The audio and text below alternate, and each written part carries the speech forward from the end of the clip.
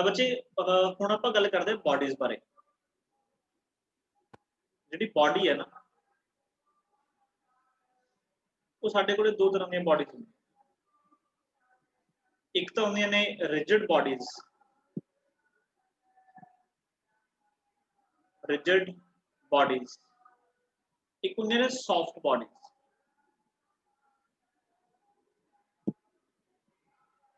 देखो कोई ज्यादा मतलब औखा काम नहीं है, ये तो सबको पता ही है। रिजिड मतलब ठोस, है ना? की बोल रहा है ना, ठोस मतलब एक अजिही बॉडी ਜਿਹਦੇ ਵਿੱਚ ਜਿਹੜੇ ਪਾਰਟੀਕਲਸ ਨੇ ਉਹਨਾਂ ਪਾਰਟੀਕਲਸ ਦੇ ਵਿਚਕਾਰ ਦਾ ਕੁਛ ਨਾ ਕੁਛ ਡਿਸਟੈਂਸ ਹੁੰਦਾ, ਉਹ ਡਿਸਟੈਂਸ ਨਾ ਚੇਂਜ ਹੋਵੇ। ਮੰਨ ਲਓ ਜੇ ਮੈਂ ਤੁਹਾਨੂੰ ਕਹਾਂ ਵੀ ਇੱਕ ਪੱਥਰ ਹੈ ਨਾ, ਮੰਨ ਲਓ ਜਿਵੇਂ ਆ ਇੱਕ ਪੱਥਰ ਹੈ, ਇਹ ਪੱਥਰ ਦੇ ਵਿੱਚ ਕੀ ਹੈ ਆਪਾਂ ਨੂੰ ਪਤਾ डिफरेंट पार्टिकल्स ने। एक पार्टिकल आ दूसरा पार्टिकल, तीसरा पार्टिकल, चौथा पार्टिकल, पंजवां पार्टिकल, 6 7 8 ऐसा। तो बच्चे ਜਿਹੜਾ ਪਹਿਲਾ ਪਾਰਟੀਕਲ ਹੈ ਤੇ ਦੂਸਰਾ ਪਾਰਟੀਕਲ ਹੈ, ਇਹਨਾਂ ਦੇ ਵਿਚਕਾਰ ਨਾ ਕੁਛ ਡਿਸਟੈਂਸ ਹੁੰਦਾ। ਮੰਨ ਲਓ ਡਿਸਟੈਂਸ ਹੈਗਾ r, ਤੇ ਦੂਸਰੇ ਤੇ ਤੀਸਰੇ ਦੇ ਵਿਚਕਾਰ ਵੀ ਕੋਈ ਨਾ ਕੋਈ ਡਿਸਟੈਂਸ ਹੋਊਗਾ। ਮੰਨ ਲਓ ਇਹਨੂੰ r1 ਕਹਿ ਦਿਓ, ਇਹਨੂੰ ਮੰਨ ਲਓ r2 ਕਹਿ ਦਿਓ, ਜ਼ਰੂਰੀ ਨਹੀਂ ਵੀ ਸਾਰਿਆਂ ਦਾ ਸੇਮ ਹੋਊਗਾ। ਤਾਂ ਰਿਜਿਡ ਬॉडीज ਬੱਚੇ ਉਹ ਵਾਲੀਆਂ ਬॉडीज ਹੁੰਦੀਆਂ ਨੇ ਕਿ ਜਦੋਂ ਤੁਸੀਂ ਇਹਨਾਂ ਤੇ ਐਕਸਟਰਨਲ ਕੋਈ ਫੋਰਸ ਲਗਾਓਗੇ ਤਾਂ ਬੱਚੇ ਇਹਨਾਂ ਦੇ ਜਿਹੜਾ ਇੰਟਰ ਮੋਲੀਕੂਲਰ ਮਤਲਬ ਜਿਹੜੇ ਇਹਦੇ ਮੋਲੀਕਿਊਲਸ ਨੇ, ਮੋਲੀਕਿਊਲਸ ਦੇ ਵਿਚਕਾਰ ਦਾ ਡਿਸਟੈਂਸ ਜਾਂ ਜਿਹੜਾ ਪਾਰਟੀਕਲਸ ਦੇ ਵਿਚਕਾਰ ਦਾ ਡਿਸਟੈਂਸ, ਜਿਹੜਾ ਡਿਸਟੈਂਸ ਹੈ ਉਹਨੂੰ ਇੰਟਰ ਮੋਲੀਕੂਲਰ ਡਿਸਟੈਂਸ ਬੋਲਿਆ ਜਾਂਦਾ ਹੈ, ਜਾਂ ਇੰਟਰ ਪਾਰਟੀਕਲ ਡਿਸਟੈਂਸ ਤੁਸੀਂ ਬੋਲ ਸਕਦੇ ਹੋ। ਉਹ ਚੇਂਜ ਨਹੀਂ ਹੁੰਦਾ। मतलब कि लिखांगे those bodies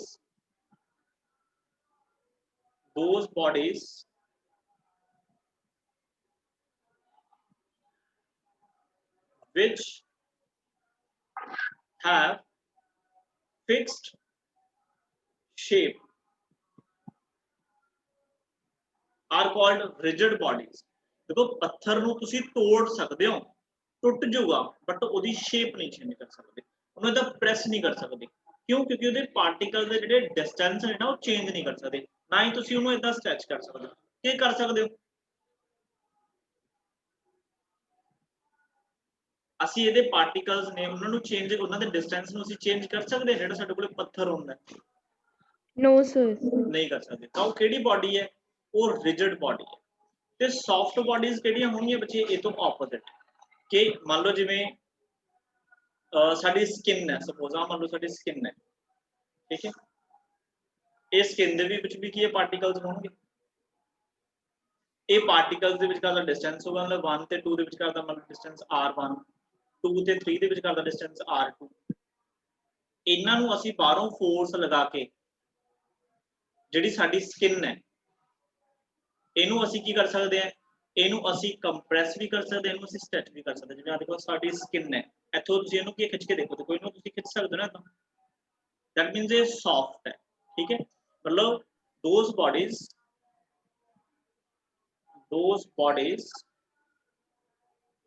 which do not have fixed shape are called soft bodies। ਜਿਵੇਂ ਤੁਹਾਡੇ ਕੋਲੇ ਉਹ ਇੱਕ ਰਬੜ ਵਾਲੀ ਬਾਲ ਹੁੰਦੀ ਹੈ ਨਾ, ਉਸ ਬਾਲ ਨੂੰ ਫੋਰਸ ਲਗਾਉਂਦੇ ਦੇਖੋ ਕੰਪਰੈਸ ਹੋ ਜਾਂਦੀ ਹੈ, ਦੁਬਾਰਾ ਫੇਰ ਕੀ ਹੈ ਆਪਣੀ ਪੋਜੀਸ਼ਨ ਤੇ ਵੀ ਆ ਜਾਂਦੀ ਹੈ। ਤਾਂ ਇਹੋ ਜਿਹੀ ਬਾਡੀਜ਼ ਨੂੰ ਅਸੀਂ ਕੀ ਬੋਲਦੇ ਆ? Soft bodies. ਕਲੀਅਰ ਹੈ ਸਾਰਿਆਂ ਨੂੰ ਇਹ ਗੱਲ? Yes sir. ਇੱਕ ਬੱਚੇ ਜਿਹੜੀ ਕੋਈ ਵੀ ਬਾਡੀ ਹੈ ਨਾ, ਮੰਨ ਲਓ ਸਾਡੇ ਕੋਲ ਕੋਈ ਵੀ ਬਾਡੀ ਹੈ, ਮੰਨ ਲਓ ਇੱਕ ਇਰੈਗੂਲਰ ਸ਼ੇਪ ਦੀ ਬਾਡੀ ਹੈ, ਤੁਸੀਂ ਕਹੋਗੇ ਸਰ ਆਹ ਪਤਾ ਨਹੀਂ ਕੀ ਬਣਾ ਦਿੰਦੇ ਹੋ। ਮਤਲਬ ਜ਼ਰੂਰੀ ਨਹੀਂ ਹੁੰਦਾ ਵੀ ਹਮੇਸ਼ਾ ਆਪਣੇ ਕੋਲ ਕੋਈ ਸਰਕਲ ਹੋਊਗਾ, ਸਫੀਅਰ ਹੋਊਗਾ, ਕਿਸੇ ਵੀ ਸ਼ੇਪ ਦੀ ਬਾਡੀ ਹੋ ਸਕਦੀ ਹੈ। ਇਹਨੂੰ ਇਰੈਗੂਲਰ ਸ਼ੇਪਡ ਬਾਡੀ ਬੋਲਿਆ ਜਾਂਦਾ। ਇਰੈਗੂਲਰ ਮਤਲਬ ਕੋਈ ਮਰਜ਼ੀ ਸ਼ੇਪ ਹੈ, ਇਰੈਗੂਲਰ ਸ਼ੇਪ ਬਾਡੀ। ਹੁਣ ਇਹਦੇ ਵਿੱਚ ਕੀ ਹੈ? ਆ 1 ਨੰਬਰ ਪਾਰਟੀਕਲ, ਆ 2 ਨੰਬਰ ਪਾਰਟੀਕਲ। ਹੁੰਦੇ ਹੋਣਗੇ ਤਾਂ ਲੱਖਾਂ ਕਰੋੜਾਂ, ਬਟ ਅਸੀਂ 2 ਪਾਰਟੀਕਲਸ ਦੀ ਗੱਲ ਕਰਦੇ ਹਾਂ ਕਿਉਂਕਿ ਅਸੀਂ ਸਮਝਣਾ ਚਾਹ ਰਹੇ ਹਾਂ ਵੀ ਐਕਚੁਅਲ ਚ ਹੁੰਦਾ ਕੀ ਹੈ। ਤੇ ਇਹਨਾਂ ਦੋਨਾਂ ਪਾਰਟੀਕਲਸ ਦੇ ਵਿਚਕਾਰ ਬੱਚੇ ਕੀ ਹੈ? ਕੁਛ ਨਾ ਕੁਛ ਕੀ ਹੈ ਡਿਸਟੈਂਸ ਵੀ ਹੋਊਗਾ, ਦੈਟ ਡਿਸਟੈਂਸ ਇਜ਼ r। ਤਾਂ ਬੱਚੇ ਜਿਹੜੇ ਪਾਰਟੀਕਲਸ ਨੇ ਤੁਸੀਂ ਕੈਮਿਸਟਰੀ ਚ ਵੀ ਪੜ੍ਹਦੇ ਹੋ, ਜਿਹੜੇ ਪਾਰਟੀਕਲਸ ਨੇ, ਜਿਹੜੇ ਮੋਲੀਕਿਊਲਸ ਨੇ, ਇਹ ਇੱਕ ਦੂਸਰੇ ਦੇ ਵਿੱਚ ਇੱਕ ਇੰਟਰ ਮੋਲੀਕੂਲਰ ਫੋਰਸ ਹੁੰਦੀ ਹੈ, ਠੀਕ ਹੈ। Inter molecular force, inter molecular force. देखो नाम तो क्लियर है, इंटर का मतलब इंटरनल, इंटरनल फोर्स की फोर्स मॉलिक्यूल्स दे विचकार दी फोर्स मतलब इंटरनल फोर्स की है इंटरमॉलिक्यूलर फोर्स की है it is the internal force between the molecules of a body ਤੇ ਬੱਚੇ ਜਿਹੜੀ ਇੰਟਰਮੋਲੀਕੂਲਰ ਫੋਰਸ ਹੈ ਨਾ ਤਾਂ ਇਹਦਾ ਜਿਹੜਾ ਨੇਚਰ ਹੁੰਦਾ ਹੈ ਉਹ ਅਟਰੈਕਟਿਵ ਹੁੰਦਾ ਹੈ ਅਟਰੈਕਟਿਵ मतलब एक पार्टिकल हमेशा दूसरे पार्टिकल ਨੂੰ अट्रैक्ट ਕਰਨ ਦੀ ਕੋਸ਼ਿਸ਼ ਕਰਦਾ ਹੈ ਜੇ ਮੰਨ ਲਓ ਤੁਸੀਂ ਇਹ ਕਹੋਗੇ ਇੱਕ ਪਾਰਟੀਕਲ ਇੱਥੇ ਬੈਠਾ ਇੱਕ ਪਾਰਟੀਕਲ ਇੱਥੇ ਇਹ ਅਟਰੈਕਟ ਕਰਨ ਦੀ ਕੋਸ਼ਿਸ਼ ਕਰੂਗਾ ਅਟਰੈਕਟ ਕਰੀ ਜਾਊਗਾ ਜਦੋਂ ਡਿਸਟੈਂਸ ਬਹੁਤ ਜ਼ਿਆਦਾ ਸਮਾਲ ਹੋ ਜਾਂਦਾ ਹੈ मतलब ਇੱਕ ਪਾਰਟੀਕਲ ਕਿਸੇ ਬਾਡੀ ਦੇ ਬਹੁਤ ਜ਼ਿਆਦਾ ਨੇੜੇ ਆ ਜਾਂਦਾ ਹੈ ਫਿਰ ਉਸ ਤੋਂ ਬਾਅਦ ਉਹ ਹੋਰ ਨੇੜੇ ਨਹੀਂ ਆ ਸਕਦਾ ਫਿਰ ਉਹ ਕੀ ਕਰਦਾ ਰਿਪੈਲ ਕਰਦਾ ਜਿਵੇਂ ਤੁਸੀਂ ਜਿਵੇਂ ਤੁਹਾਨੂੰ ਮੈਂ ਕੀ ਕਹਾਂ ਜੇ ਮੰਨ ਲਓ ਤੁਸੀਂ ਸਪੋਜ਼ ਕਰੋ ਵੀ ਤੁਹਾਡੇ ਕੋਲ ਕੋਈ ਇਹੋ ਜਿਹੀ ਚੀਜ਼ ਹੈ ਜਿਹਨੂੰ ਤੁਸੀਂ ਮਤਲਬ ਕਿ ਕੰਪਰੈਸ ਕਰ ਸਕਦੇ ਹੋ ਕਿੰਨਾ ਕੰਪਰੈਸ ਕਰ ਦੋਗੇ ਕੰਪਰੈਸ ਕਰਕੇ ਜਮੀ ਉਹਦਾ ਮਤਲਬ ਜਾਨੀ ਕਿ ਤੁਸੀਂ ਆਪਾਂ ਜਿਵੇਂ ਕਹਿੰਦੇ ਆ ਵੀ ਪੀਚਰਾ ਕੱਢ ਦਾਂਗੇ ਐਵੇਂ ਤਾਂ ਨਹੀਂ ਹੋ ਸਕਦਾ ਨਾ ਜਦੋਂ ਤੁਸੀਂ ਉਹਨੂੰ ਕੰਪਰੈਸ ਕਰੋਗੇ ਠੀਕ ਹੈ ਉਹ ਕੰਪਰੈਸ ਹੋਊਗਾ ਹੋਰ ਕੰਪਰੈਸ ਕਰੋਗੇ ਬਟ ਬੱਚੇ ਇੱਕ ਸਿਚੁਏਸ਼ਨ ਇਹੋ ਜਿਹੀ ਆਊਗੀ ਜਿਹਦੇ ਵਿੱਚ ਤੁਸੀਂ ਹੋਰ ਜ਼ਿਆਦਾ ਉਹਨੂੰ ਕੰਪਰੈਸ ਨਹੀਂ ਕਰ ਸਕਦੇ ਇਹਦਾ ਮਤਲਬ ਜਿਹੜੇ ਆ ਪਾਰਟੀਕਲਸ ਦੇ ਵਿਚਕਾਰ ਦਾ ਡਿਸਟੈਂਸ ਸੀ ਤੁਸੀਂ ਘਟਾ ਕੇ ਮੰਨ ਲਓ ਇਹ ਪਾਰਟੀਕਲ ਇੱਥੇ ਆ ਗਿਆ ਇਹ ਪਾਰਟੀਕਲ ਇੱਥੇ ਆ ਗਿਆ ਠੀਕ ਹੈ ਹੋਰ ਘਟਾਤਾ ਇਹ ਪਾਰਟੀਕਲ ਇੱਥੇ ਆ ਗਿਆ ਇਹ ਪਾਰਟੀਕਲ ਇੱਥੇ ਆ ਗਿਆ ਜਿਹਦੇ ਨਾਲ ਇਸ ਬਾਡੀ ਦੀ ਸ਼ੇਪ ਚੇਂਜ ਹੋ ਰਹੀ ਹੈ ਆ ਇੱਕ ਮਿਨੀਮਮ ਡਿਸਟੈਂਸ ਬੱਚੇ ਰਹੂਗਾ ਜਿਸ ਤੋਂ ਹੋਰ ਜ਼ਿਆਦਾ ਤੁਸੀਂ ਇਹਨੂੰ ਨਹੀਂ ਘਟਾ ਸਕਦੇ ਇਸ ਤੋਂ ਬਾਅਦ ਅਗਰ ਤੁਸੀਂ ਘਟਾਉਣ ਦੀ ਕੋਸ਼ਿਸ਼ ਕਰੋਗੇ ਤਾਂ ਇਹ ਇੰਟਰਮੋਲੀਕੂਲਰ ਫੋਰਸਿਸ ਰਿਪਲਸਿਵ ਫੋਰਸਿਸ ਬਣ ਜਾਂਦੀਆਂ ਨੇ मतलब फिर पार्टिकल ਨੂੰ ਰਿਪੈਲ ਕਰਨਾ ਸ਼ੁਰੂ ਕਰ ਦਿੰਦੇ ਠੀਕ ਹੈ ਇਹ ਚੀਜ਼ਾਂ ਸਾਨੂੰ ਸਮਝਣੀਆਂ ਪੈਣਗੀਆਂ ਇੰਟਰਮੋਲੀਕੂਲਰ ਫੋਰਸਿਸ ਕੀ ਨੇ ਮੈਂ ਦੁਬਾਰਾ ਦੱਸਦਾ ਮੋਲੀਕਿਊਲਸ ਦੇ ਵਿੱਚ ਲੱਗਣ ਵਾਲੀਆਂ ਮਤਲਬ ਇੱਕ ਮੋਲੀਕਿਊਲ ਦੀ ਦੂਸਰੇ ਮੋਲੀਕਿਊਲ ਤੇ ਲੱਗਣ ਵਾਲੀ ਫੋਰਸ ਨੂੰ ਇੰਟਰਨਲ ਫੋਰਸ ਨੂੰ ਬਾਹਰੋਂ ਨਹੀਂ ਇੰਟਰਨਲ ਬਾਡੀ ਦੇ ਅੰਦਰ ਦੀ ਗੱਲ ਹੋ ਰਹੀ ਹੈ ਇੰਟਰਨਲ ਫੋਰਸ ਨੂੰ ਅਸੀਂ ਕੀ ਬੋਲਦੇ ਹਾਂ ਇੰਟਰਮੋਲੀਕੂਲਰ ਫੋਰਸ ਤੇ ਇਹਨਾਂ ਦਾ ਨੇਚਰ ਕੀ ਹੁੰਦਾ ਹੈ ਅਟਰੈਕਟਿਵ ਇਹ ਪਾਰਟੀਕਲਸ ਨੂੰ ਅਟਰੈਕਟ ਕਰਦੇ ਰਹਿੰਦੇ ਠੀਕ ਹੈ बट जे ਅਸੀਂ ਬਾਹਰੋਂ ਫੋਰਸ ਲਗਾ ਕੇ ਪਾਰਟੀਕਲ ਨੂੰ ਹੋਰ ਜ਼ਿਆਦਾ ਨੇੜੇ ਲੈ ਕੇ ਜਾਈਏ ਹੋਰ ਜ਼ਿਆਦਾ ਨੇੜੇ ਲੈ ਕੇ ਜਾਈਏ ਇੰਨਾ ਜ਼ਿਆਦਾ ਨੇੜੇ ਲੈ ਜਾਈਏ ਕਿ ਉਹਨਾਂ ਦੇ ਵਿਚਕਾਰ ਜਿਹੜਾ ਡਿਸਟੈਂਸ ਆ ਉਹ ਬਹੁਤ ਜ਼ਿਆਦਾ ਮਿਨੀਮਮ ਹੋ ਜੇ ਫਿਰ ਇਹੀ ਫੋਰਸਿਸ ਕਿਹੜੀਆਂ ਬਣ ਜਾਂਦੀਆਂ ਨੇ ਰਿਪਲਸਿਵ ਫੋਰਸਿਸ ਬਣ ਜਾਂਦੀਆਂ ਠੀਕ ਹੈ ਜੀ ਗੱਲ ਕਲੀਅਰ ਹੋ ਗਈ ਸਾਰਿਆਂ ਨੂੰ ਜੀ Yes, sir. ओके ठीक ਤਾਂ ਇੱਕ ਚੀਜ਼ ਹੋਰ ਦੇਖੋ ਜਿਵੇਂ ਮੰਨ ਲਓ ਜਿਹੜਾ ਪਾਰਟੀਕਲ 1 ਹੈ ਮੈਂ ਤੁਹਾਨੂੰ ਕੀ ਕਿਹਾ ਪਾਰਟੀਕਲ 1 ਪਾਰਟੀਕਲ 2 ਨੂੰ ਆਪਣੇ ਵੱਲ ਅਟਰੈਕਟ ਕਰੂਗਾ ਤਾਂ ਆਪਣੇ ਵੱਲ ਅਟਰੈਕਟ ਕਰਨ ਦਾ ਮਤਲਬ ਕੀ ਹੈ ਇਹ ਸੈਕੰਡ ਪਾਰਟੀਕਲ ਨੂੰ ਇੱਧਰ ਵੱਲ ਅਟਰੈਕਟ ਕਰੂਗਾ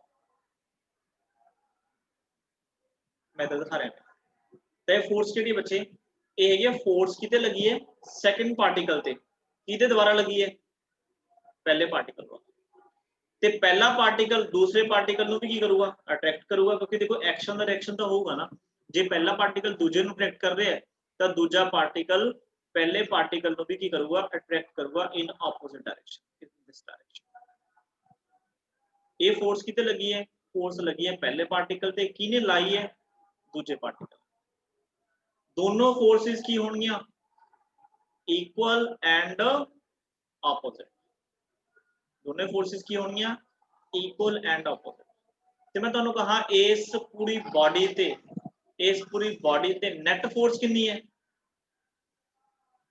तो नेट फोर्स बच्चे कितनी होगी नेट फोर्स है 0 क्योंकि जिन्नी फोर्स एक पार्टिकल दूजे ते लगा रहे हैं इस डायरेक्शन दे विच उन्ने ही दूजा पार्टिकल पहले ते फोर्स ला रहे हैं इन दिस डायरेक्शन दोनों फोर्सेस इक्वल भी ने ऑपोजिट भी ने दैट मींस पूरी बॉडी ਤੇ ਜਿਹੜੀ ਨੈਟ ਫੋਰਸ ਆ ਕਿੰਨੀ ਹੈ 0 ਹੈ ਤਾਂ ਹਮੇਸ਼ਾ ਇਹ ਗੱਲ ਅਸੀਂ ਧਿਆਨ ਚ ਰੱਖਣੀ ਹੈ ਕਿ ਜਿੰਨੀਆਂ ਵੀ ਇੰਟਰਨਲ ਫੋਰਸਸ ਹੁੰਦੀਆਂ ਨੇ ਇਹ ਤਾਂ ਦੋ ਪਾਰਟੀਕਲ ਦੀ ਗੱਲ ਕੀਤੀ ਹੈ ਨਾ ਲੱਖਾਂ ਕਰੋੜਾਂ ਪਾਰਟੀਕਲ ਹੋਣਗੇ ਇਹੋ ਜਿਹੀਆਂ ਲੱਖਾਂ ਕਰੋੜਾਂ ਜਿਹੜੀਆਂ ਫੋਰਸਸ ਨੇ ਐਕਸ਼ਨ ਰਿਐਕਸ਼ਨ ਪੇਅਰ ਲੱਗ ਰਹੀਆਂ ਹੁੰਦੀਆਂ ਨੇ ਬॉडी ਦੇ ਵਿੱਚ ਬਟ ਇਹ ਲੱਗ ਰਹੀਆਂ ਨੇ ਇਕੁਅਲ ਨੇ ਆਪੋਜ਼ਿਟ ਨੇ ਜਿੰਨਾ ਕਰਕੇ ਇਹਨਾਂ ਦਾ ਨੈਟ ਇਫੈਕਟ ਕਿੰਨਾ ਰਹਿੰਦਾ 0 ਇਸੇ ਕਰਕੇ ਕੋਈ ਬॉडी अपने आप आप कह रहे मूव नहीं करती जिवें आ मतलब मोबाइल है मोबाइल दे विच मान लो करोड़ पार्टिकल ने ठीक है तो करोड़ पार्टिकल ने ਜਿਹੜੇ ਉਹ ਇੱਕ ਦੂਸਰੇ ਤੇ ਕੀ ਹੈ ਇੰਟਰਨਲ ਫੋਰਸਿਸ ਲਗਾ ਰਹੇ ਹੈ ਬਟ ਨੈਟ ਰਿਜ਼ਲਟ ਕੀ ਹੈ ਜ਼ੀਰੋ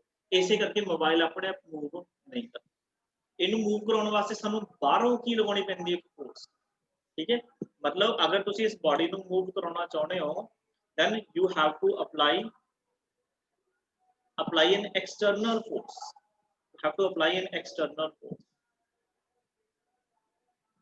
but ਅਸੀਂ ਇਹ ਵੀ ਨਹੀਂ ਕਹਿ ਸਕਦੇ ਵੀ ਅੰਦਰ ਫੋਰਸਸ ਨਹੀਂ ਲੱਗਦੀਆਂ ਨੇ ਪੇਅਰਸ ਲੱਗਦੀਆਂ ਨੇ ਇਕੁਅਲ ਐਂਡ ਆਪੋਜ਼ਿਟ ਲੱਗਦੀਆਂ ਨੇ ਤੇ ਉਹਨਾਂ ਦਾ ਰਿਜ਼ਲਟ ਕੀ ਹੁੰਦਾ ਹੈ ਮਤਲਬ ਜਿਹੜੀ ਇੰਟਰ ਮੋਲੀਕੂਲਰ ਫੋਰਸਸ ਨੇ ਬੱਚੇ ਜੇ ਮੈਂ ਤੁਹਾਨੂੰ ਬਿਲਕੁਲ ਇੱਕ ਲਾਈਨ ਦੇ ਵਿੱਚ ਕਹਾ ਜਿਹੜੇ ਇੰਟਰ ਮੋਲੀਕੂਲਰ ਫੋਰਸਸ ਨੇ ਇੰਟਰ ਮੋਲੀਕੂਲਰ ਫੋਰਸਸ ਨੇ ਜਿਹੜੀਆਂ ਜਿਨ੍ਹਾਂ ਨੂੰ ਅਸੀਂ ਕੀ ਬੋਲਿਆ ਇੰਟਰਨਲ ਫੋਰਸਸ इन्ना करके कदे भी कोई बॉडी मूव नहीं कर देगी मतलब इंटरनल फोर्सेस करके कोई भी बॉडी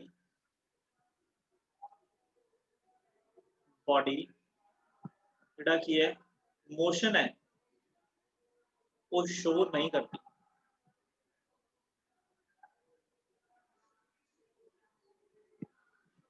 अगर तुसी किसी बॉडी को मूव कराने हैं if we want to move we want to move a body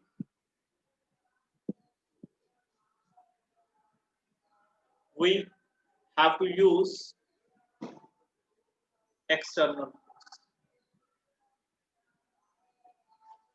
external is it clear to all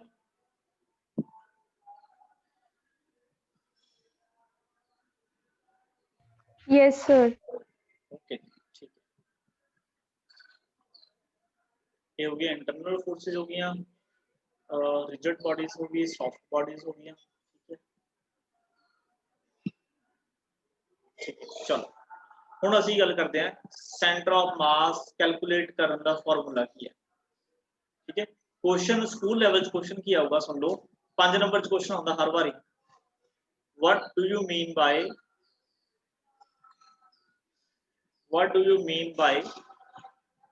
center of mass derive an expression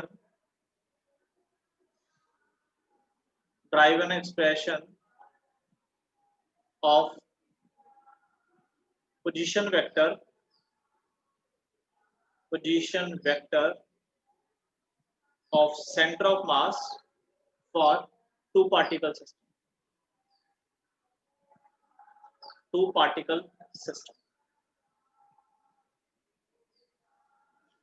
5 marks ਦੇ ਵਿੱਚ क्वेश्चन आंदा है ठीक है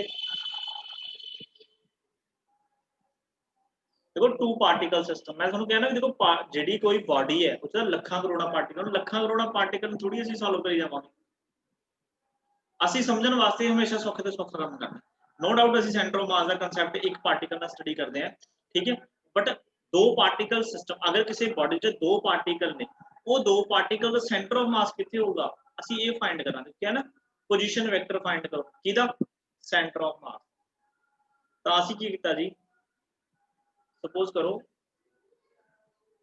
तो ਤੁਹਾਨੂੰ ਪਤਾ ਲੱਗ ਹੀ ਗਿਆ ਹੋਣਾ ਵੀ ਜਿਹੜਾ ਲੈਕਚਰ ਹੈ ਕਿਵੇਂ ਦਾ ਹੈਗਾ ਤੇ ਅੱਜ ਹੀ ਤੁਹਾਨੂੰ ਇਹ ਲੈਕਚਰ ਦੁਬਾਰਾ ਦੇਖਣਾ ਪਊਗਾ ਸਪੋਜ਼ ਆ ਤੁਹਾਡੀ y ਐਕਸਿਸ ਹੈ ਜੀ ਆ ਤੁਹਾਡਾ x ਐਕਸਿਸ ਅਸੀਂ ਕੋਆਰਡੀਨੇਟਸ ਲੈ ਲਏ ਤੇ ਇੱਥੇ ਸਪੋਜ਼ ਕਰੋ ਵੀ ਤੁਹਾਡੇ ਕੋਲ ਕੋਈ ਇੱਕ ਬਾਡੀ ਪਈ ਠੀਕ ਹੈ ਇਹ ਬਾਡੀ ਦੇ ਵਿੱਚ ਅਸੀਂ ਅਜ਼ੰਪਸ਼ਨ ਲੈ ਰਹੇ ਵੀ ਸਾਡੇ ਕੋਲ ਸਿਰਫ ਦੋ ਹੀ ਪਾਰਟੀਕਲ ਨੇ ਇੱਕ ਪਾਰਟੀਕਲ ਇੱਥੇ ਬੈਠਾ ਹੈ ਇੱਕ ਪਾਰਟੀਕਲ ਇੱਥੇ ਬੈਠਾ ठीक है जी ए पार्टिकल का ਜਿਹੜਾ मास है वो m1 है ए पार्टिकल का ਜਿਹੜਾ मास है m2 है ਤੇ ਇਹ ਸਾਡੇ ਕੋਲੇ ਕੀ ਹੈ ओरिजिन है ਤੇ ਆਪਾਂ ਨੂੰ ਪਤਾ ਹੈ ओरिजिन ਤੋਂ ਜਿਹੜਾ ਪਾਰਟੀਕਲ ਬਚੇ ਪਾਰਟੀਕਲ ਨੰਬਰ 1 ਹੈ ਇੱਥੋਂ ਤੱਕ ਦਾ ਜਿਹੜਾ ਕੀ ਹੈ ਇੱਕ ਵੈਕਟਰ ਹੋਊਗਾ ਇਹ ਵੈਕਟਰ ਨੂੰ ਅਸੀਂ ਕੀ ਬੋਲਿਆ ਸੀਗਾ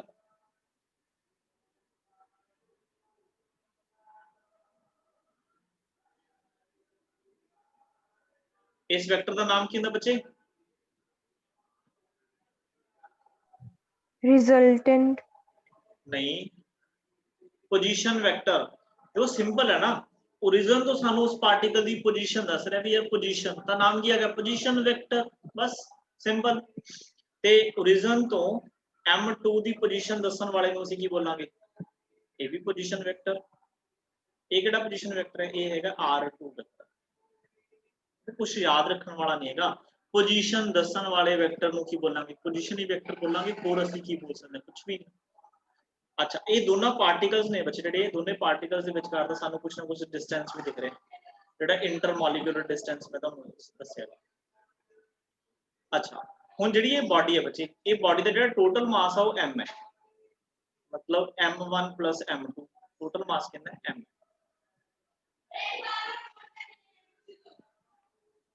ठीक है जी।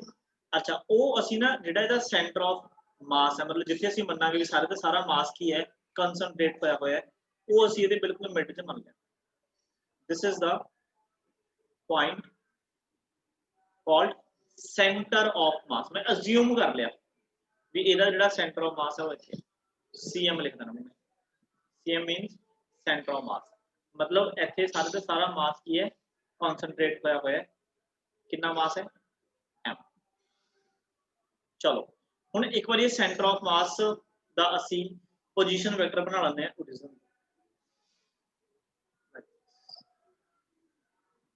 This is called position vector r किदा सेंटर ऑफ मास। चलो मैं स्मॉल च लिख लूं, ये भी हैगा पोजीशन वेक्टर बट किदा है सेंटर ऑफ मास। ठीक है जी। तो इत्थे r1 लिख देना मैं। r1 की है position vector of mass m1, r2 की है position vector of mass m2 ते rcm की है position vector of mass m। इन्नी गल क्लियर है। आ चीज मन ध्यान से रखियो भी ए वाली जिहड़ी सिचुएशन है ना, ये असीं अज्यूम की हुई है, अजम्पशन है साडी, एक्चुअल है नहीं है। अच्छा हुण देखो जिहड़ा बच्चे पार्टिकल m1 है वो पार्टिकल m2 नूं की करूगा, अट्रैक्ट करूगा या रिपेल करूगा।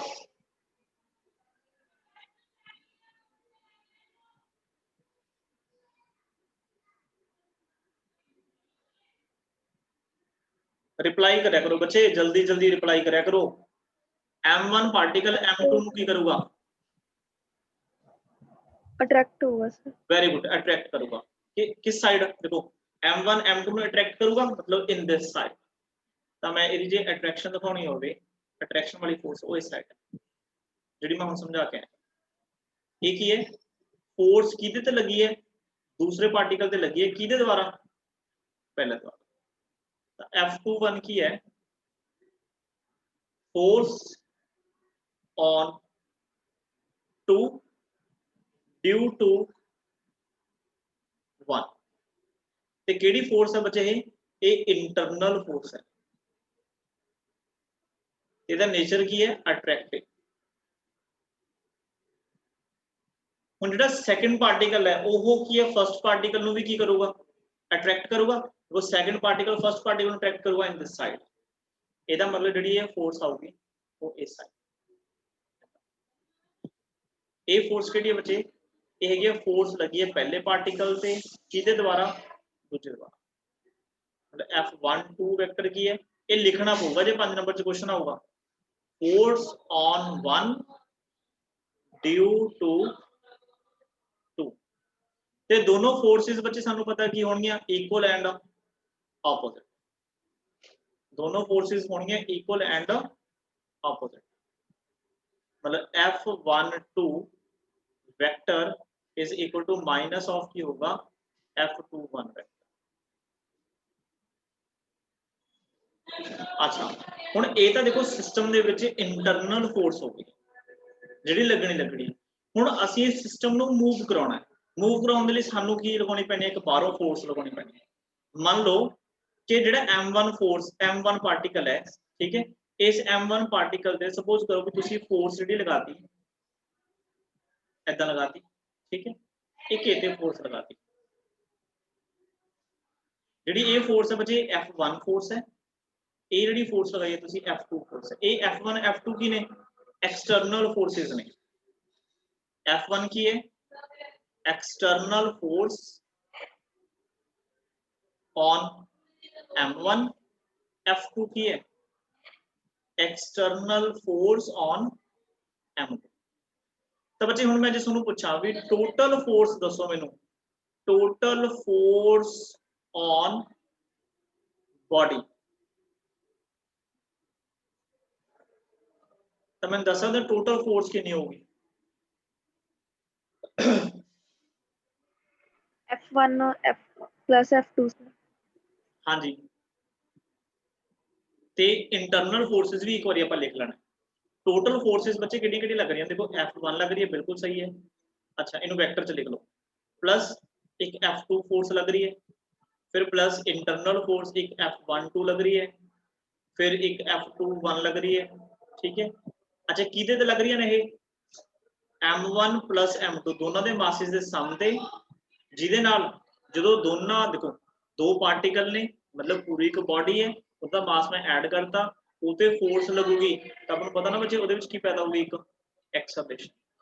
F = ma फॉर्मूला पढ़िया होया। अच्छा, सानू पता जी फोर्स 1 2 है वो की है इक्वल ते ऑपोजिट है, तो बच्चे इनू मैं लिख सकदा F1 vector plus F2 vector plus आ लिख ली F12, जी F21 है बच्चे इनू मैं माइनस ऑफ F12 लिख सकदा इज इक्वल टू एक ही होगा, ये होगा टोटल मास, ठीक है। एक्सेलरेशन देखो जो सिस्टम मूव करूगा तो सारे का सारा सिस्टम के इथों मूव करूगा, ऐदा मूव करूगा, ठीक है। तो एक्सेलरेशन की दी होगी सेंटर ऑफ मास दी होगी, लिखो सेंटर ऑफ मास लेके चलते हैं, सेंटर ऑफ मास मूव करूगा। तो देखो आ फोर्सेस बचे की हुए कैंसल, तो नेट फोर्स की बची F1 plus F2 is equal to m acceleration of centre of mass. हुण देखो F1 की फोर्स है, F1 फोर्स है बच्चे लगी है जी M1 ते, तो M1 की जी एक्सेलरेशन होगी कितनी होगी? A1। F2 फोर्स लगी है सेकंड पार्टिकल पे, जिसकी एक्सेलरेशन कितनी होगी? A इज इक्वल टू हो गया m acceleration of centre of मास। देखो जो पहले पार्टिकल से दूसरे पार्टिकल से फोर्स लग रही है, तो जो सेंटर ऑफ मास है वो सेंटर ऑफ मास की मूव होगा विद दिस एक्सेलरेशन। इन लिख लो जी equation number 1।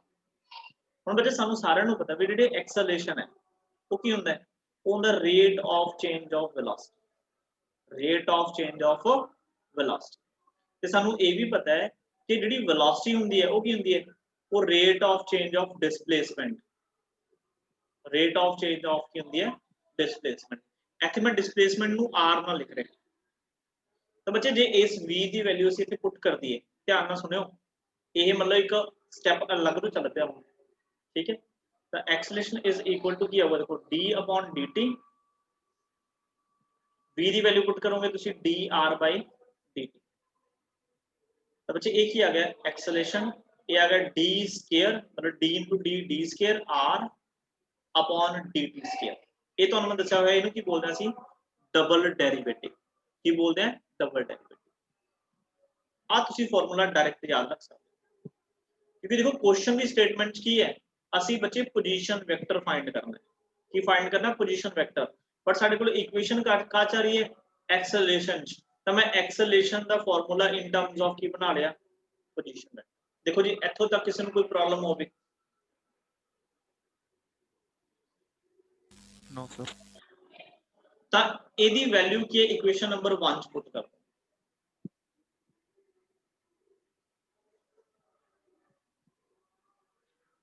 Put in 1 we get, तो इत्थे साडे कोल m1, देखो जिहड़ा एक्सेलरेशन a1 है, तो पोजीशन वेक्टर की लिखांगे असीं r1, ਇਹਦਾ मतलब ये बच्चे की लिखा जाऊगा? लिखा जाऊगा d² r1 dt²। देखो r1 क्यों लिखा है? एक्सेलरेशन a1 की दी एक्सेलरेशन है? एक्सेलरेशन a1 इस पार्टिकल m1 की एक्सेलरेशन है, तो जिहदा पोजीशन वेक्टर कौन है? r1 है, ठीक है। तो मैं r1 लिखता। अच्छा, फिर हैगा प्लस m2, एक्सेलरेशन a2 की दी एक्सेलरेशन है? वो सेकंड पार्टिकल दी, मतलब पोजीशन वेक्टर केड़ा लिखा जाऊगा? सेकंड वाले पे, इक्वल टू इधर की चल रहे m एक्सेलरेशन की दी सीगी? सेंटर ऑफ मास दी, मतलब पोजीशन वेक्टर किहदा लिखा जाऊगा, centre of mass into dt, ठीक है जी। अच्छा इथों बचे d स्केयर, मतलब d square upon dt square common cut लो, तो ये अपने को क्या आ गया, अपने को आ गया बचे m1 r1 plus m2 r2 is equal to क्या आ गया m, इथों भी चलो कॉमन कर लो, d square upon dt square ते आ गया m r ऑफ की हो गया सेंटर ऑफ मास, ਇਹਦੇ ਨਾਲ ਇਹਨੂੰ ਉਡਾ ਦੋ ਤਾਂ ਬਚੇ r। अच्छा वेक्टर पा लो यार, वेक्टर ना भूल जाओ, वेक्टर बहुत जरूरी है। m ਦੇ ਉੱਤੇ ਨਾ वेक्टर पा ਦਿਓ, मास है वो, ਇਹਦਾ मतलब r सेंटर ऑफ मास बच्चे की हो गया m1 r1 plus m2 r2 upon capital M। Capital M का मतलब की है m1 plus m। This is the formula to calculate position vector of center of mass. Very very important. ਜਦੋਂ ਅਸੀਂ ਇਹਦੇ numerical solve ਕਰਨੇ ਤਾਂ ਤੁਸੀਂ डायरेक्ट formula याद रखना है, derivation करनी है ਤੁਸੀਂ पेपर वास्ते। देखो जी किसी ਨੂੰ कोई भी step अगर clear नहीं होया तो पूछ सकते।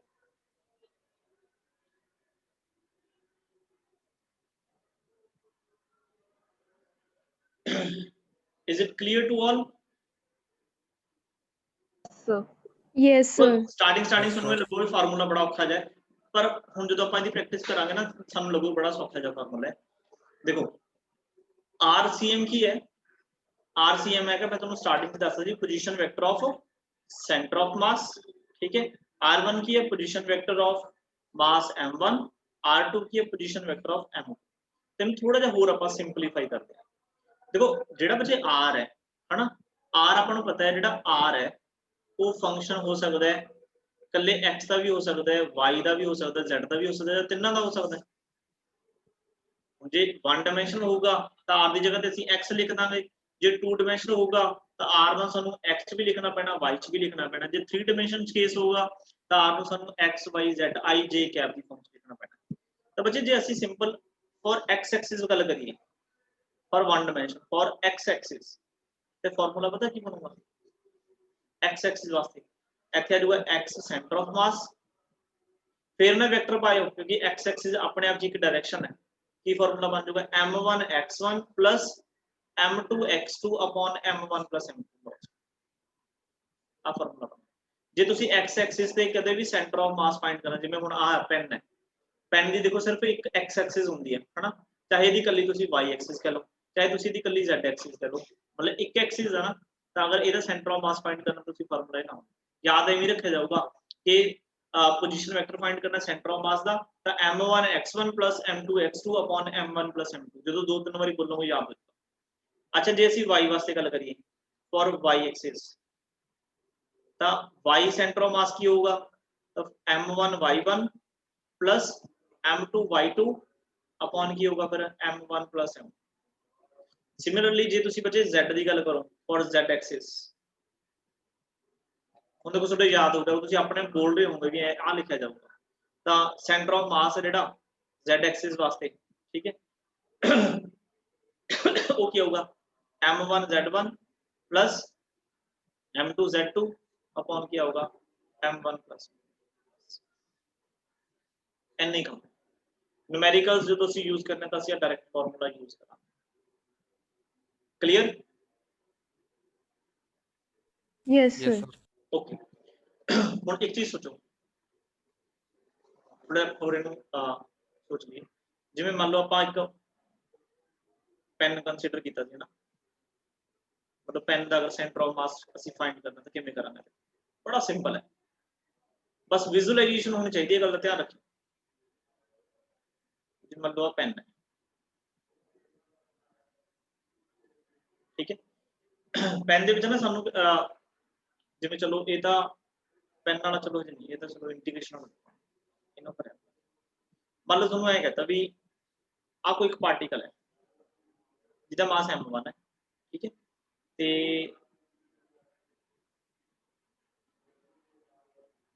एक पार्टिकल इत्थे जिहदा मास की है m2, तुहानू पता है x एक्सिस है ना, ये किहड़ी एक्सिस है x एक्सिस, ਤੁਹਾਨੂੰ ਕਹਿਣਗੇ find center of mass of two particle system। दो पार्टिकल का सिस्टम है ना, देखो दो पार्टिकल है m1 m2 पार्टिकल सिस्टम, ठीक है। मान लो ਇਹਦੇ ਵਿਚਕਾਰ ਦਾ ਤੁਹਾਨੂੰ डिस्टेंस गिवन है, सपोज ਇਹ ਹੈਗਾ, सपोज कर लो 1 मीटर है, ਤਾਂ ਤੁਸੀਂ ਸੈਂਟਰ ਆਫ ਮਾਸ ਕਿਵੇਂ ਕੈਲਕੂਲੇਟ ਕਰਨਾ ਹੈ, ਕੀ ਤੁਹਾਡੇ ਕੋਲੇ ਸਟੈਪਸ ਹੋਣਗੇ, ਠੀਕ ਹੈ। ਤਾਂ ਅਲੱਗ-ਅਲੱਗ ਤਰੀਕੇ ਨੇ ਸੈਂਟਰ ਆਫ ਮਾਸ ਕੈਲਕੂਲੇਟ ਕਰਨ ਦੇ, ਠੀਕ ਹੈ। ਇੱਕ ਤਰੀਕਾ ਤਾਂ ਬੱਚੇ ਇਹ ਹੈ ਕਿ ਤੁਸੀਂ ਨਾ ਜਿਹੜਾ ਮਾਸ m1 ਹੈ ਉਸ m1 ਨੂੰ ਨਾ ओरिजिन ਮੰਨ ਲਓ, ਇਹਨੂੰ ਕੀ ਮੰਨ ਲਓ ओरिजिन, ਵੀ ਇੱਥੋਂ ਅਸੀਂ ਸਟਾਰਟ ਕਰਨੇ, ਜਿੱਥੋਂ ਤੁਸੀਂ ਸਟਾਰਟ ਕਰਨਾ ਉਹਨੂੰ ओरिजिन ਮੰਨ ਲਿਆ ਕਰੋ। 0,0 0,0 क्यों लिखे, क्योंकि x भी 0 है इत्थे y भी 0 है, ठीक है। ते सपोज कर लो भी ਜਿਹੜਾ सेंटर ऑफ मास है ਇੱਥੇ ਕਿਤੇ ਵੀ ਇੱਕ ਪੁਆਇੰਟ ਮੰਨ ਲਓ ਵੀ ਇੱਥੇ ਕੋਈ ਵੀ ਇੱਕ ਪੁਆਇੰਟ ਮੰਨ ਲਓ। ਅੱਛਾ ਜੇ ਇਸ ਪੁਆਇੰਟ ਤੇ ਹੈ ਇਹਦਾ ਮਤਲਬ ਬੱਚੇ ਜਿਹੜਾ ਆਹ ਵਾਲਾ ਡਿਸਟੈਂਸ ਹੈ ਇਹ ਨਾ ਕੋਈ ਡਿਸਟੈਂਸ ਹੋਊਗਾ x, ठीक है। ਤੇ ਆਹ ਡਿਸਟੈਂਸ ਕਿੰਨਾ ਹੋਊਗਾ, ਇਹ ਡਿਸਟੈਂਸ ਹੋਊਗਾ दैट इज 1 - x। ਇੱਥੇ ਕੀ ਹੈ ਸੈਂਟਰ ਆਫ ਮਾਸ मतलब cm, ਜਿਹੜਾ ਅਸੀਂ ਫਾਈਂਡ ਕਰਨਾ ਸੀ, ਇਹ ਦੱਸਣਾ ਵੀ ਕਿੰਨੇ ਡਿਸਟੈਂਸ ਤੇ। ਤਾਂ ਦੇਖੋ ਤੁਹਾਡੇ ਕੋਲ ਫਾਰਮੂਲਾ ਕੀ ਸੀਗਾ x ਐਕਸਿਸ ਵਾਸਤੇ, x ਸੈਂਟਰ ਆਫ ਮਾਸ ਜਦੋਂ ਅਸੀਂ ਫਾਈਂਡ ਕਰਨਾ ਹੁੰਦਾ ਹੈ ਤਾਂ ਫਾਰਮੂਲਾ ਸੀ m1 x1 m2 x2 upon ਕੀ ਸੀਗਾ m1 m2। x centre of mass ਕੀ ਸੀਗਾ, ओरिजिन ਤੋਂ ਸੈਂਟਰ ਆਫ ਮਾਸ ਦੀ ਦੂਰੀ डिस्टेंस, वो मैं कितना लिख लिया थे, वो मैं लिख लिया x। ਇਹਦਾ मतलब मेरा फार्मूला मॉडिफाई हो गया x इज इक्वल टू, अच्छा m1 ਇੱਥੇ ਬੈਠਾ ਆ ਬੈਠਾ m1, अच्छा m1 ਦੇ ਨਾਲ x1 ਇਹਦੀ ਜਿਹੜੀ ਪੋਜੀਸ਼ਨ ਆ ਸੀ ਕਿੰਨੀ ਮੰਨ ਲਈ 0, ਇਹਦਾ मतलब ਬ੍ਰੈਕਟਸ ਲਿਖ ਦੋ 0 प्लस m2, अच्छा m2 है, m2 ਦੀ ਇਸ ओरिजिन ਤੋਂ ਦੂਰੀ ਕਿੰਨੀ ਹੈ 1 मीटर, नीचे दोनों ਦਾ ਕਰ ਦੋ ਸਮ ਕਰ ਦੋ, मतलब ਜਿਵੇਂ ਮੰਨ ਲਓ ਕਹਿ ਦੋ ਵੀ ਜਿਹੜਾ ਮਾਸ m1 ਹੈ ਉਹ ਮੰਨ ਲਓ 1 kg है, ਤੇ ਜਿਹੜਾ ਇਹ ਮੰਨ ਲਓ ਹੈਗਾ 3 kg है, ठीक है। अपॉन कितना आ गया m1 + m2, तो x इज इक्वल टू बच्चे m2 कितना अपने को 3 अपॉन नीचे कितना आ गया 3 + 1 4, तो बच्चे ਇਹਦਾ सेंटर ऑफ मास 3/4 मीटर ਤੇ ਹੋਊਗਾ।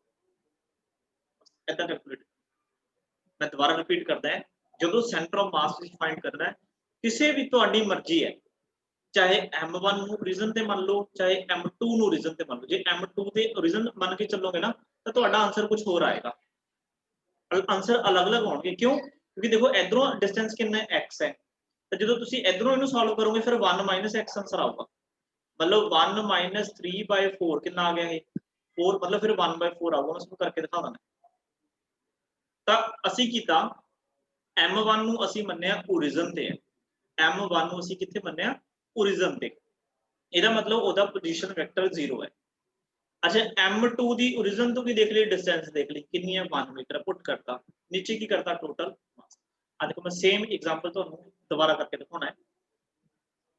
ਮੰਨ ਲਓ ਆ ਸਾਡੇ ਕੋਲ ਦੋ ਪਾਰਟੀਕਲਸ ਨੇ, ਇੱਥੇ ਪਾਰਟੀਕਲ ਬੈਠਾ ਜੀ m1, ਇੱਥੇ ਪਾਰਟੀਕਲ ਬੈਠਾ m2, ਤੇ ਇਹਨਾਂ ਵਿਚਕਾਰ ਦਾ ਜਿਹੜਾ डिस्टेंस ਹੈ ਉਹ डिस्टेंस ਕਿੰਨਾ ਹੈਗਾ, वो डिस्टेंस है 1 मीटर, कितना है 1 मीटर। ਹੁਣ ਆਪਾਂ ਇਹਨੂੰ ओरिजिन ਮੰਨ ਲਾਂਗੇ, ਇਹਨੂੰ ਮੰਨ ਲਓ ओरिजिन, ठीक है। ਇੱਥੇ ਜੇ ਦਿਖਾ ਦੋ ਵੀ ਇੱਥੇ ਕੀ ਹੈ ਸੈਂਟਰ ਆਫ ਮਾਸ, ਤੇ m1 ਹੈ ਜਿਹੜਾ ਆਪਾਂ ਮੰਨਿਆ ਸੀ ਉਹ m1 ਕਿੰਨਾ ਸੀਗਾ 1, ਇਹ ਹੈਗਾ ਸੀ 1 ਤੇ ਇਹ ਹੈਗਾ ਸੀ 3 kg, ਤੇ ਇੱਥੋਂ ਇਹਦਾ ਪੋਜੀਸ਼ਨ ਵੈਕਟਰ ਮੰਨ ਲਓ ਕਿੰਨਾ ਹੈਗਾ x, ਸੈਂਟਰ ਆਫ ਮਾਸ ਅਸੀਂ ਇਹ ਫਾਈਂਡ ਕਰਨਾ। लो लिखाओ की लिखूंगा दसो,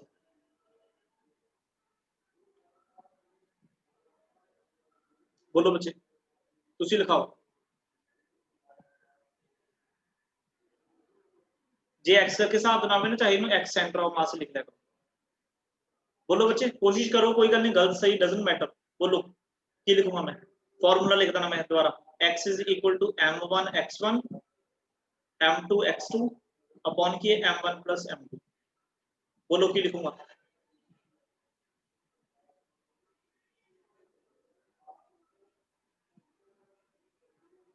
जल्दी बोलो पर 2 मिनट रह गए। So 1 हाँ जी 1 minus x multiply 1 माइनस किमें आ गया जी? आ देखो so मैं x इथों x ले रहा ना, आ देखो m1 वैल्यू पुट करूंगा, 1 m1 into कितना 0. 1, अच्छा x1 कितना है 1, मतलब 1 into 1 आ गया प्लस m2 कितना है 3, अच्छा जेड़ा हुन x2 ਆਪਾਂ ਕਿੱਥੇ ਬਣ ਲਿਆ ओरिजिन ਤੇ, मतलब आ होगा 0 अपॉन नीचे क्या होगा m1 plus m2, तो x सेंटर ऑफ मास कितना आ गया 1/4, आ देखो आई आंसर बोला ਸੀ ना मैं, आ देखो चेक करो x is equal to 1/4। तो बच्चे ਇਹ ਨਾ ਸੋਚਿਓ ਵੀ ਸੈਂਟਰ ਆਫ ਮਾਸ ਦੇ ਆਨਸਰ ਹਮੇਸ਼ਾ ਸੇਮ ਹੋਣਗੇ, ਤੁਸੀਂ ਕਿੱਥੋਂ ਆਬਜ਼ਰਵ ਕਰ ਰਹੇ ਹੋ ਉਹਦੇ ਅਕੋਰਡਿੰਗ ਸੈਂਟਰ ਆਫ ਮਾਸ ਕੀ ਹੈ ਚੇਂਜ ਹੋ ਜਾਊਗਾ, ਉਹਦੇ ਅਕੋਰਡਿੰਗ ਸੈਂਟਰ ਆਫ ਮਾਸ ਕੀ ਹੈ ਚੇਂਜ ਹੋ ਜਾਊਗਾ। ਕਲੀਅਰ ਹੈ ਜੀ? ਤਾਂ ਕੱਲ ਨੂੰ ਇਹਦੇ ਬਹੁਤ ਸਾਰੇ ਕੁਐਸਚਨਸ ਆਪਾਂ ਕਰਨ ਜਾ ਰਹੇ ਹਾਂ ਕਿ ਅੱਜ ਸਿਰਫ ਤੁਹਾਨੂੰ ਇੱਕ ਟ੍ਰੇਲਰ ਦਿਖਾਇਆ ਹੈ। ਇੰਨਾ ਧਿਆਨ ਰੱਖਿਓ ਜਦੋਂ ਵੀ ਅਸੀਂ ਸੈਂਟਰ ਆਫ ਮਾਸ ਫਾਈਂਡ ਕਰਨਾ ਹੈ, ਇੱਕ ਸਾਡਾ ਰੈਫਰੈਂਸ ਲੈਵਲ ਹੋਊਗਾ ਜਿੱਥੋਂ ਅਸੀਂ ਮੈਜ਼ਰ ਕਰਾਂਗੇ, ਉਹਨੂੰ ਅਸੀਂ ਕੀ ਲੈ ਕੇ ਚੱਲਾਂਗੇ 0,0,0, मतलब XYZ है जी 0,000 वाली 0 हो गया, जे XY है तो 0,0, जे सिंपल X है तो कला। ठीक है जी, कल नूं इहदे असीं बहुत सारे क्वेश्चंस की है स्टार्ट करांगे। Okay, thank you, take care.